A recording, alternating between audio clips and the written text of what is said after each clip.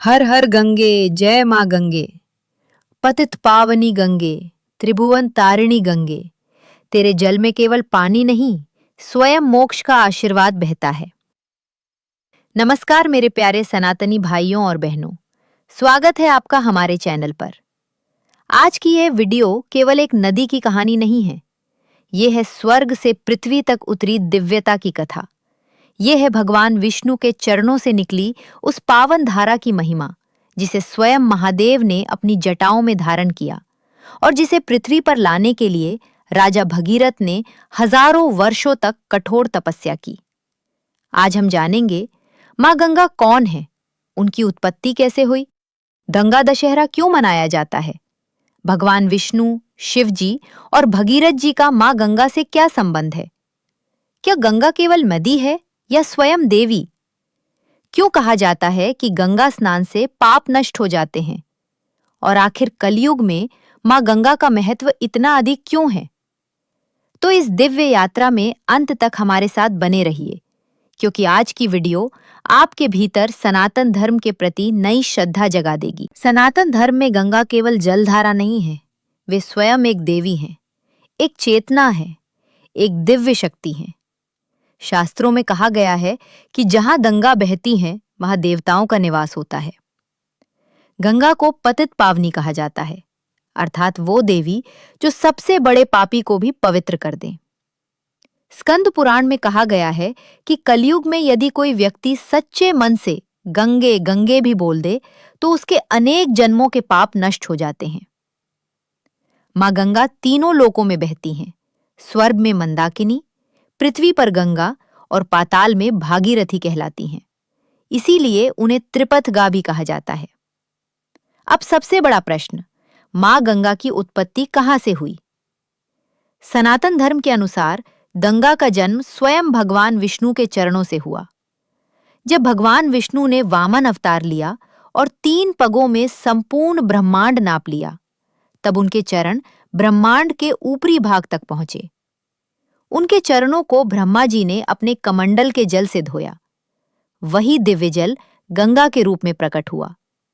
इसलिए गंगा को विष्णुपदी कहा जाता है, अर्थात भगवान विष्णु के चरणों से उत्पन्न।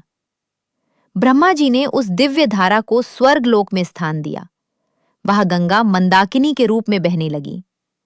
लेकिन प्रश्न ये था कि वो पृथ्वी पर कैसे आईं? उसके पीछे है राजा सगर, कपिल मुनि और भगीरथ की अद्भुत कथा। सूर्यवंशी राजा सगर के 60,000 पुत्र थे। उन्होंने अश्वमेध यज्ञ आरंभ किया। देवराज इंद्र को भय हुआ कि यदि यज्ञ पूर्ण हो गया तो राजा सगर अत्यंत शक्तिशाली हो जाएंगे। इंद्र ने यज्ञ का घोड़ा चुरा लिया और कपिल मुनि के आश्रम के पास बांध दिया।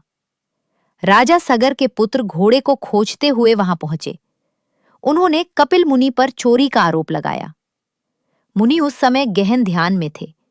जब उनका ध्यान भंग हुआ तो उनके क्रोध से 60,000 पुत्र तत्काल भस्म हो गए। उनकी आत्माएं मोक्ष प्राप्त नहीं कर सकीं।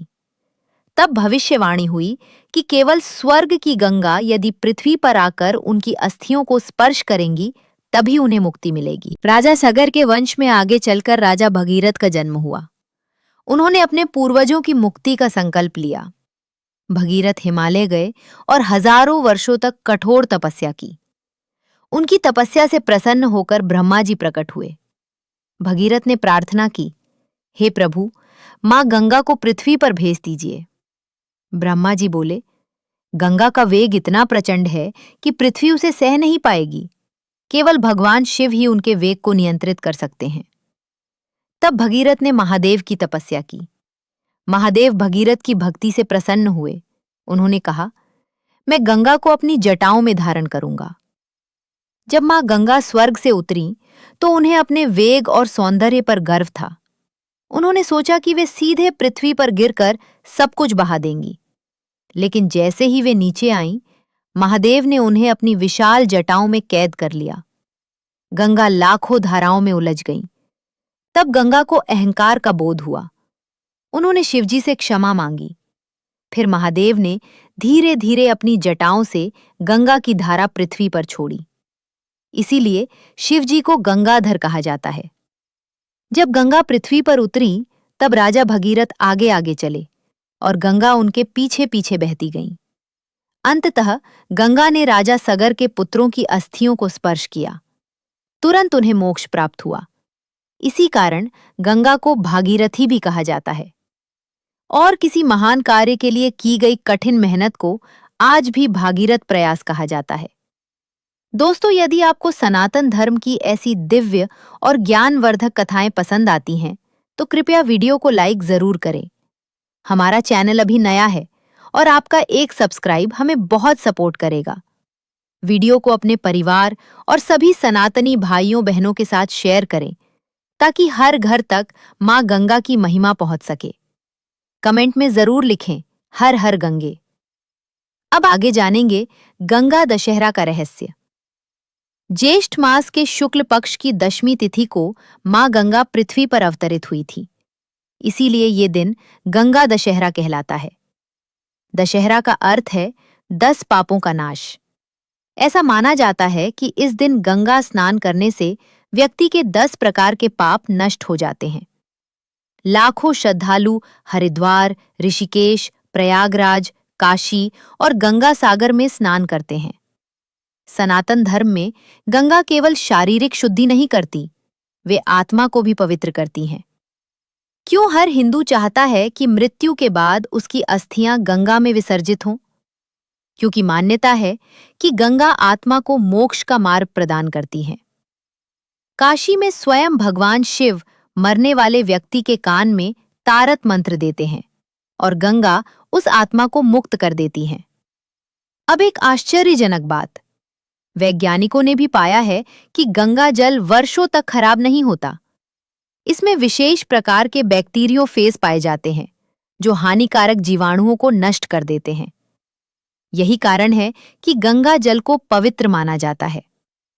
लेकिन सनातन धर्म हजारों वर्षों पहले से ये सत्य जानता था।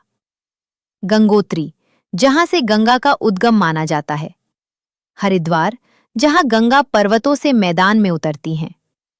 प्रयागराज, जहां गंगा, यमुना और सरस्वती का संगम होता है। काशी, मोक्ष की नगरी। गंगा सागर, जहां गंगा सागर में मिलती हैं। हर तीर्थ का अपना आध्यात्मिक महत्व है। आज गंगा हमें केवल पूजा नहीं, संरक्षण का संदेश भी देती हैं। यदि हम सच में मां गंगा को माता मानते हैं, तो हमें उन्हें स्वच्छ रखना होगा। प्लास्टिक, गंदगी और प्रदूषण से गंगा को बचाना हर सनातनी का धर्म है। तो दोस्तों, आज आपने जाना मां गंगा की उत्पत्ति, भगवान विष्णु से उनका संबंध, शिवजी द्वारा उन्हें धारण करने का रहस्य, भगीरथ की तपस्या, गंगा दशहरा की महिमा और सनातन धर्म में गंगा का अनंत महत्व। मां गंगा केवल नदी नहीं है, वे सनातन संस्कृति की आत्मा है। जब तक गंगा बहती रहेंगी, तब तक सनातन धर्म की धारा भी अमर रहेगी। गंगे च यमुने चैव गोदावरी सरस्वती, नर्मदे सिंधु कावेरी, जलेस्मिन् सन्निधिं कुरु। यदि वीडियो पसंद आई हो तो लाइक करें, चैनल को सब्सक्राइब करें और बेल आइकन जरूर दबाएं। जल्द मिलेंगे सनातन धर्म की एक और अद्भुत कथा के साथ। हर हर महादेव, हर हर गंगे।